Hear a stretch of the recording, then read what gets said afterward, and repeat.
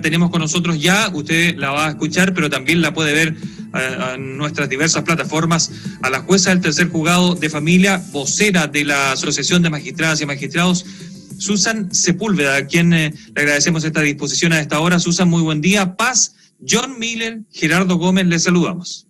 ¿Cómo estás, Susan? Bienvenida. Muchas gracias, Gerardo, John. Muchas gracias por la invitación. Susan, ayer hubo noticias por parte de la Cámara de Diputados que aprobó por unanimidad el retiro forzoso del 10% para el pago de deudas de pensiones alimenticias. Y esto se aplicará tanto para el primer retiro del 10%, que ya está en ejecución, como para un eventual segundo retiro que se está discutiendo, como decíamos, ya en el Senado. ¿Qué le parece a usted esta medida, si va en la dirección correcta y cómo se preparan los juzgados de familia para una nueva avalancha, mayor incluso a la que se produjo durante el primer retiro y que aún no ha podido ser resuelta en su totalidad, por lo complejo de todo esto? Miren, es una medida que respecto de las cuales nosotros como Asociación de Magistradas y Magistrados tuvimos participación precisamente en el Congreso a través de la presidenta Soledad Piñeiro, que asistió a sesiones en comisión e incluso estuvo el día miércoles colaborando en la redacción con los aportes que hicimos, y a la que consideramos como positiva precisamente porque al momento en que se permitió el retiro de los fondos y que eventualmente se pudieran hacer con esos retiros pagos a las pensiones morosas, que quedó en imposibilidad de pagarse respecto de aquellos afiliados que no solicitaban el retiro. Por lo tanto, lo que viene a hacer esta norma es permitir que el alimentario, a través de su representante legal o directamente pueda subrogarse los derechos que tiene en este caso el deudor para solicitar el retiro de fondos. Esto es, no obstante que el afiliado no pida el retiro de fondos, lo puede hacer en su representación con autorización judicial el alimentario a quien se le adeuda algún monto por pensión de alimentos impaga. Perfecto. Ya, y este retiro se cursaría de inmediato, dada esa condición que usted describe, o pueden haber problemas, porque leí por allí que cuando fue lo primero del 10%, si es que a quien se le demandaba, el demandado pedía una rebaja, por ejemplo, en el pago de esta pensión, se trababa el proceso, ¿no? Se generaban. ¿Qué escenarios se provocaron? ¿Fue en ese caso o hay otros similares donde terminó siendo poco efectiva la medida? A ver, hay varios escenarios que hay que abordar. Lo que ocurre es que el pago nunca es inmediato, porque aquí lo que hay que determinar siempre es cuál es el monto actual de la deuda. Por lo tanto, lo que tiene primero que hacerse es una liquidación. Y eso ha tomado bastante tiempo por las dificultades precisamente en cuanto a la capacidad humana para poder abordar el número de requerimientos a los que nos vimos enfrentados. Y eso ha implicado bastante retardo en lo que dice relación con la tramitación judicial. No obstante, se pusieron todos los esfuerzos, tanto humanos como tecnológicos, para poder dar abasto a aquello. Pero hasta el día de hoy, por ejemplo, aún no está todo pagado. Porque, tal como usted lo indica, hay montos que todavía no está definido si es el monto definitivo que se adeuda. Porque aquí tenemos que dar garantías precisamente a todas las partes, de tal manera que lo que se pague sea lo que efectivamente se adeuda. No obstante aquello, también se está buscando la máxima celeridad precisamente en poder dar respuesta al requerimiento de pago, pero el tiempo que se toma, que es lo que usted indica, está relacionado principalmente con la liquidación. Entonces ocurre que se obtiene un monto determinado, ¿ya? Y el deudor puede decir, en realidad eso yo lo pagué, o lo pagué de determinada forma, o el cálculo está mal realizado, y ahí implica un proceso que puede generar un poco lentitud en la definición definitiva del monto, y en consecuencia, por lo tanto, el tiempo para pagar. Hay otras dificultades que se han presentado, pero que están relacionadas con los tiempos que la AFP se ha demorado a pagar, no obstante existir orden de pago de tribunales. Y ahí ya escapa las facultades que tenemos como judicatura de familia, porque la primera norma que ordenó el retiro no determinó plazos para pagos a las AFP. Entonces ahí quizás cuando salga la segunda norma, el segundo retiro, lo que debiera implicar son plazos para el pago. A ver, ¿podría dar un poquito más detalles de eso? ¿La AFP no quería entregarle, por ejemplo, a la demandante el dinero o no hacía el trámite? ¿Cómo era? No es que no haya querido, sino que no ha efectuado, desconozco las razones específicas respecto de cada AFP, sino que como no hay un plazo, eventualmente hay plazos internos que ellos están manejando, pero de una manera que no está regulada específicamente. Nadie le ha dicho al AFP, usted tiene un plazo determinado, y si no paga dentro de este plazo, eventualmente puede estar afectada a determinadas sanciones. Claro, el plazo está entonces establecido para el afiliado en sí, para poder recibir su plata si es que lo solicitaba, pero no para el tema de las pensiones alimenticias. Exactamente, para las pensiones alimenticias no había un plazo.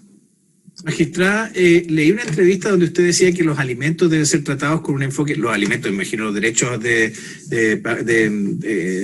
respecto, ¿no? Deben ser tratados con un enfoque de derechos humanos. ¿Qué quiere decir con esto? Cuando nos referimos a los derechos humanos, nos referimos precisamente cuando están regulados en beneficio de niños, niñas y adolescentes. Esto es que debe entenderse como un derecho esencial precisamente para la subsistencia y que está establecido de esta manera en la Convención Internacional de los Derechos de Niños, Niñas y Adolescentes. ¿Qué quiere decir? Que cuando yo abordo la temática de alimentos en beneficio de niños y adolescentes y equilibro los derechos, por ejemplo, en este caso del deudor, versus los derechos, en este caso del acreedor, no puedo darle el tratamiento de una relación entre particulares. Por lo tanto, siempre tengo que privilegiar los derechos, en este caso del niño, por sobre los derechos que pueda eventualmente tener el deudor como persona particular, y además el enfoque que implica la actividad que debe tener el Estado en resguardar estos derechos.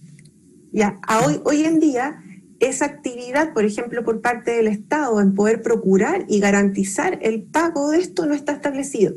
Como asociación, nosotros hemos hecho requerimientos en ese sentido, incluso al Ejecutivo, de que pueda instaurar mecanismos que garanticen a lo menos una pensión mínima cuando el deudor no paga. De tal manera que aquí la carga de cobrar sea del Estado y no, en este caso, del alimentario. Entonces, cuando hablamos del derecho humano nos referimos a eso y sobre todo de cómo establecemos procedimientos que puedan ser más ágiles en beneficio, en este caso, el alimentario, porque aquí estamos hablando de una pensión que en la mayoría de los casos está destinada para la subsistencia.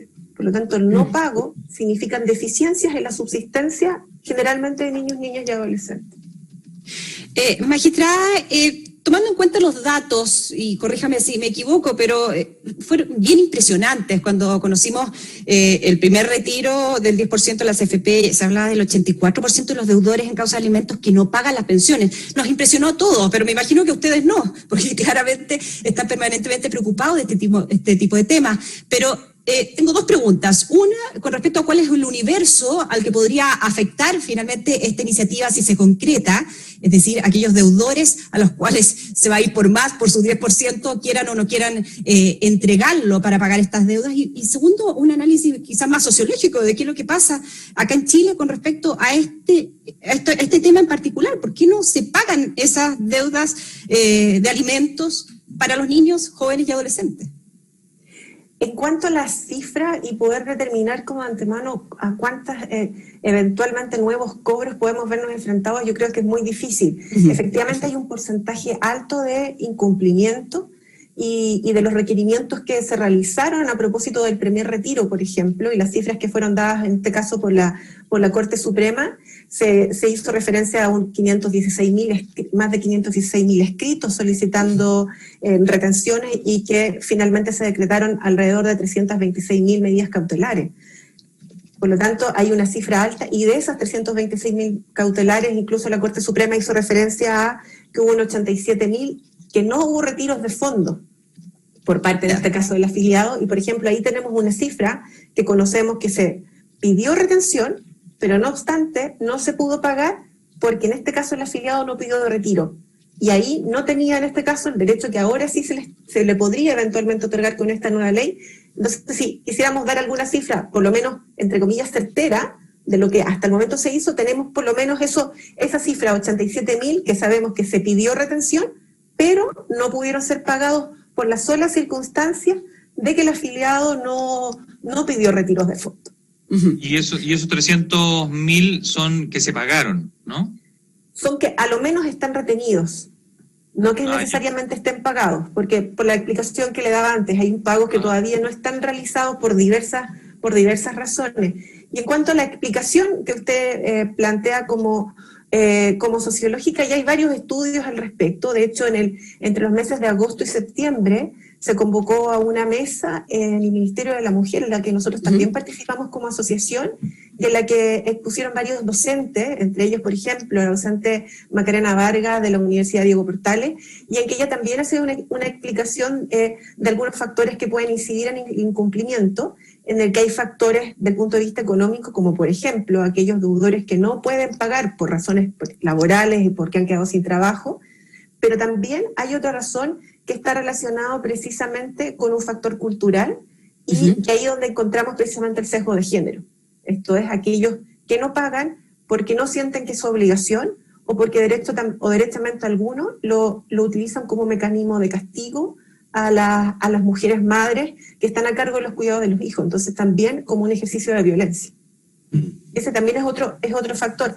De ahí también surge dentro de esta misma mesa y se instala como frase, por así decirlo, la cultura del incumplimiento, y nos damos cuenta precisamente que existe una cultura del incumplimiento en materia de alimentos. Sí, no, le estaba escuchando con atención porque me sorprende, siempre me ha sorprendido, la verdad, esta realidad chilena y lo poco que hemos avanzado ahí. En España es muy difícil concebir hoy un padre que no se sienta responsable de su hijo, que no reclame primero en una situación de separación la custodia del niño o el derecho a verlo de manera activa, y la problemática se plantea en otras soluciones, en otras situaciones, cuando los padres indisponen a los hijos contra el otro cuando el excónyuge, ¿no? Ahora, esto es muy sorprendente lo de Chile. ¿Por qué? Esto no termino de entenderlo, no me lo explico. Es tu hijo. Claro, es el factor cultural y donde precisamente impera todavía esta cultura patriarcal. Pero el factor cultural de que el hombre no tiene responsabilidad respecto de los hijos. Ahora, ¿cómo erradicar precisamente esa cultura? A través de educación. A través de educación y a través también de que el Estado se haga cargo precisamente de políticas que vayan enfocadas a otorgar condiciones de igualdad entre hombres y mujeres. ¿Pero hay un sesgo de edad en este asunto? ¿Las nuevas generaciones son distintas? Yo creo que han habido precisamente mejoras en la generación, pero no creo que haya un sesgo de edad. Yo creo que el sesgo cultural está relacionado precisamente con una cuestión estructural y del sistema patriarcal que todavía impera. Pero yo no diría que hay un tema de edad. Obviamente que hay nuevas generaciones que precisamente a través del acceso a la educación o que estos temas se han instalado como debate y por lo tanto hay un cuestionamiento del rol que yo quiero cumplir socialmente, es que puedan haber mejoras.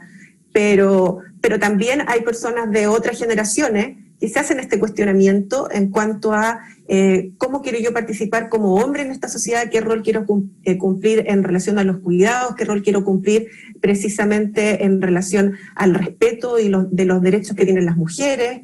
Puede estar asociado precisamente a lo que le indico más bien a la conciencia que se adquiere en relación a los privilegios que cada uno tiene y los derechos que le ha sido negado a otros. Una última cosita para cerrar mi intervención aquí.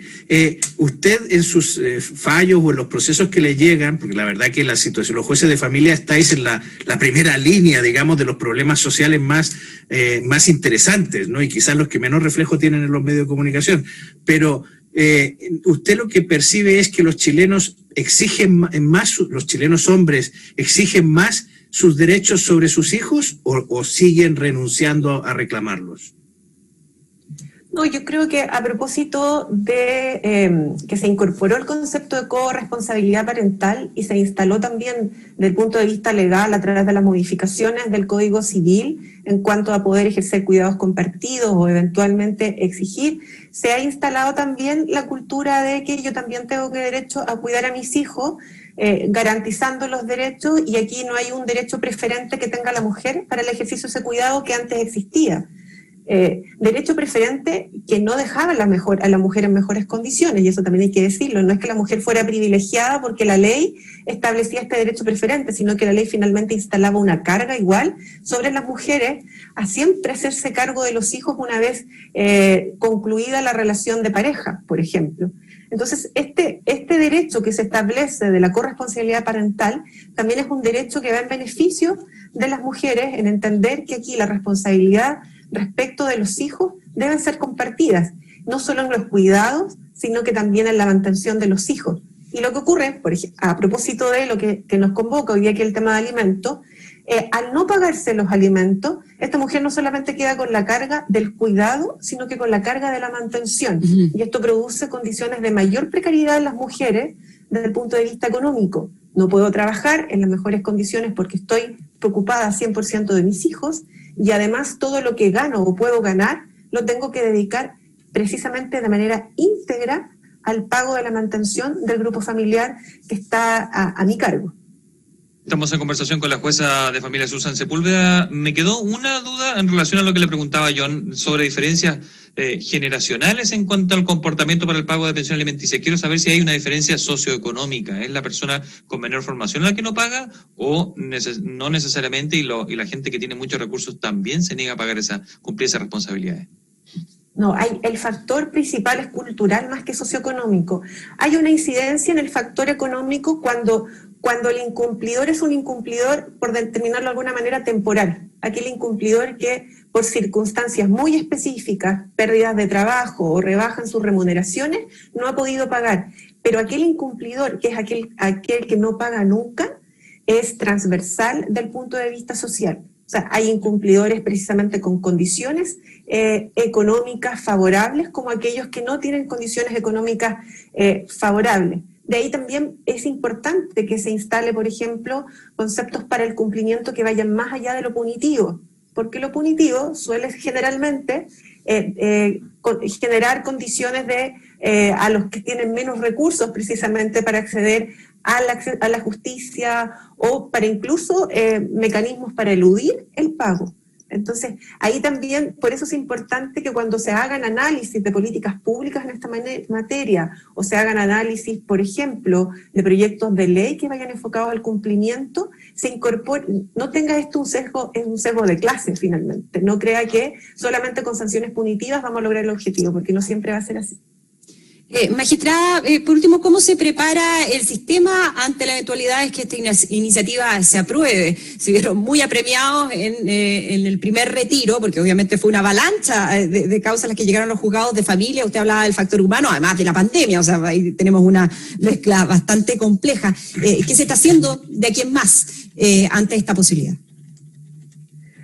Esa es una preocupación precisamente que tenemos, porque a propósito del primer retiro se generaba una recarga de trabajo dentro de los juzgados de familia. Los escritos que se presentaron y los requerimientos superaron sobre el 1000% de lo que se pondera en un año en cuanto a requisitos. Hemos estado solicitando precisamente como Asociación de Magistrados que podamos tener una mayor dotación tanto respecto de los funcionarios, que son los encargados precisamente de hacerse cargo en la primera etapa de los requerimientos, como también un número mayor de jueces y juezas de familia para poder hacer frente a estos requerimientos y poder dar respuestas oportunas y efectivas a las peticiones de pago.